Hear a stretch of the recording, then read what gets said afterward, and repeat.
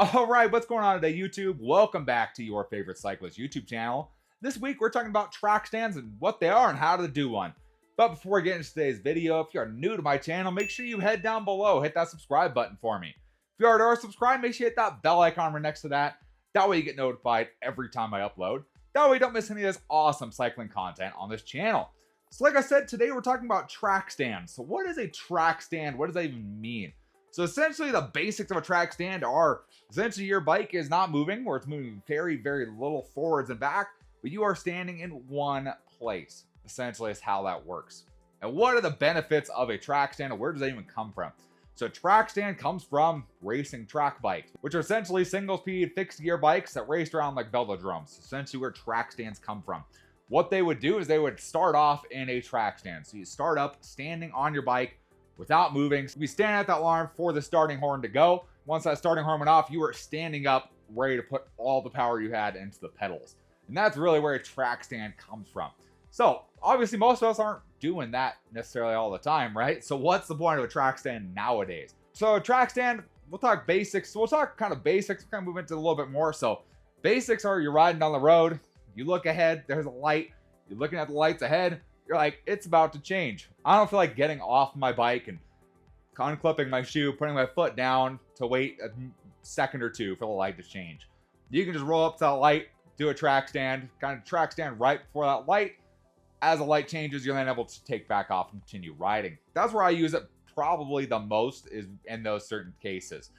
The other things that really come from it is a lot of technical moves on the mountain bikes kind of start with that basic track stand, being able to balance on your bike in one position and use your power of your feet and your legs to move the bike around.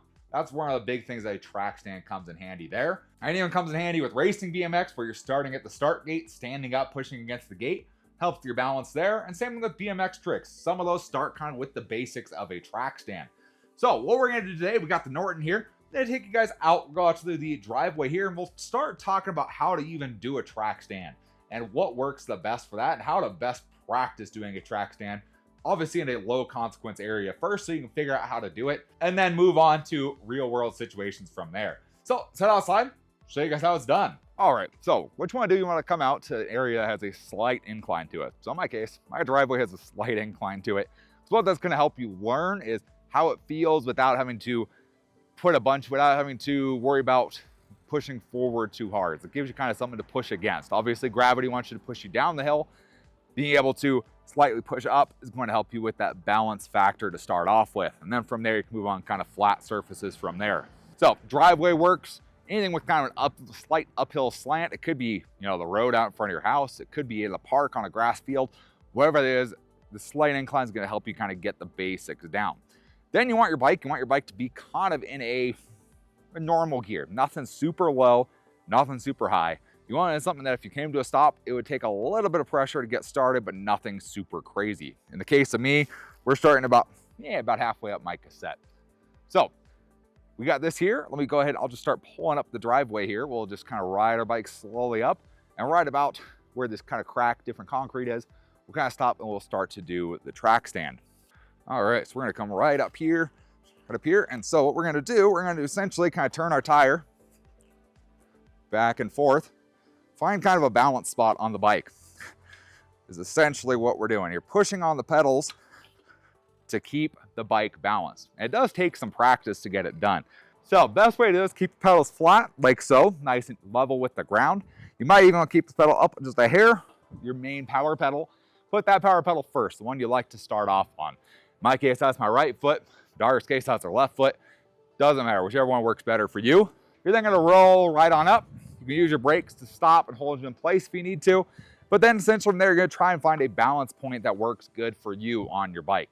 And what you're doing, what the reason for the hill is if I let go of my brakes, we're gonna roll back down the hill. So being able to kind of push on the pedals to keep ourselves balanced and going straight and going up against that weight of coming back down, it's gonna help you kind of get that balance point down right. And once you have this down right, we can move up kind of to a flatter surface. So when we roll back up, let's try this one more time. All right, so we're rolling right up to our point here. And you can see we're kind of trying to balance in that same spot. So once you kind of get a certain kind of feel for how it feels to be pushing against it, but still not being able to roll back or roll forward, you can kind of move on to a flat spot from there. And it does take some practice. As you can tell, I'm not even perfect at this either, but it does take some practice to get used to and just kind of get the feel of how everything's supposed to feel doing a track stand. So let's move out to a flat area. I'll show you how it looks a little bit different when you're doing it completely on a flat. So then once you get a hang of it kind of on the hill back here, you can kind of move up to a little bit flatter spot. So my driveway kind of has two slants at it, so I'm on the flatter part here. So from there, you can kind of get your foot forward to the same kind of position, and you can get up and practice balancing in your track stand on that flat spot. Kind of getting that sweet spot down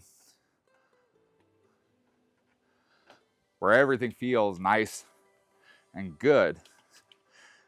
And on the flat, you may have to use your brakes a bit more just because there's nothing pushing you back. So kind of getting up, balancing. Like right now, I'm not using brakes. Kind of rocking back and forth a little bit. And you can see, you can kind of get pretty good at it as you practice more and more. In my case, I don't practice that often, whereas I probably should practice a little bit more.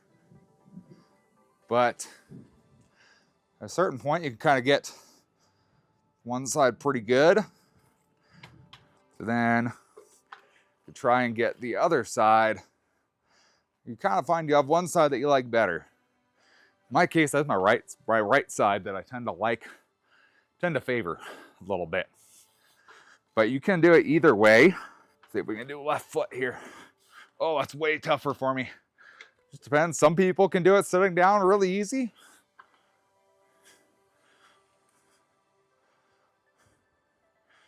I personally like to stand up.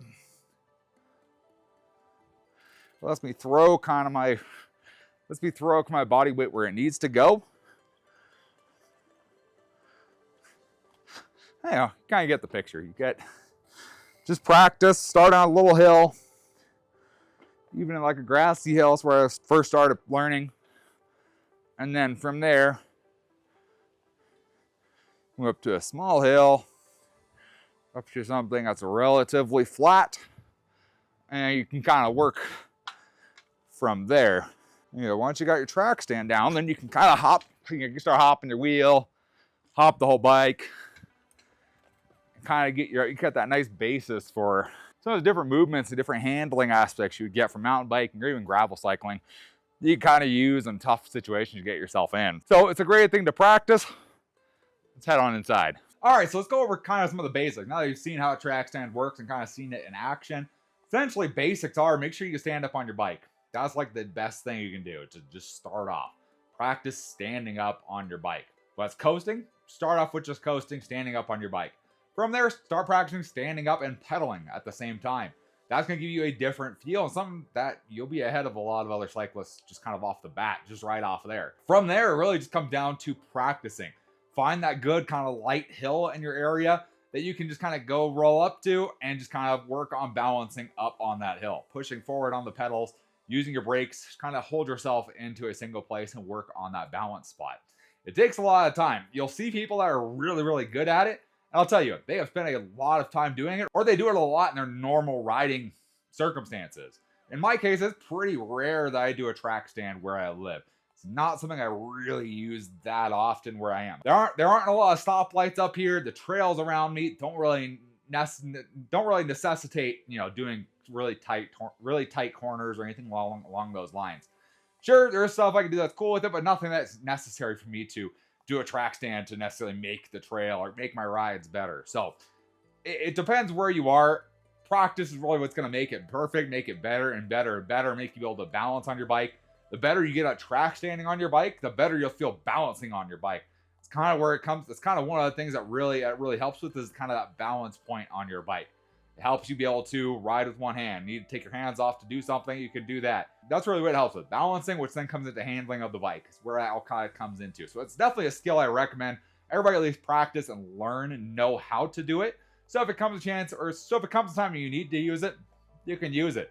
Otherwise, it's a cool little party trick that you can show people and be like, oh, look at me, I can balance on my bike. It's kind of cool. Kids love it. You can't argue with that, right? So hopefully you were able to learn something from my track stand video. I don't think I've ever done anything quite like this before. So hopefully you guys enjoyed it or maybe learned something. Maybe you feel inspired to go try a track stand and see if you can learn it yourself and get better and better at it. If you guys have any comments or questions, let me know down in the comment section below. Love talking to you guys. Love answering questions you guys have. And I will see you in the next video. Thanks for watching today.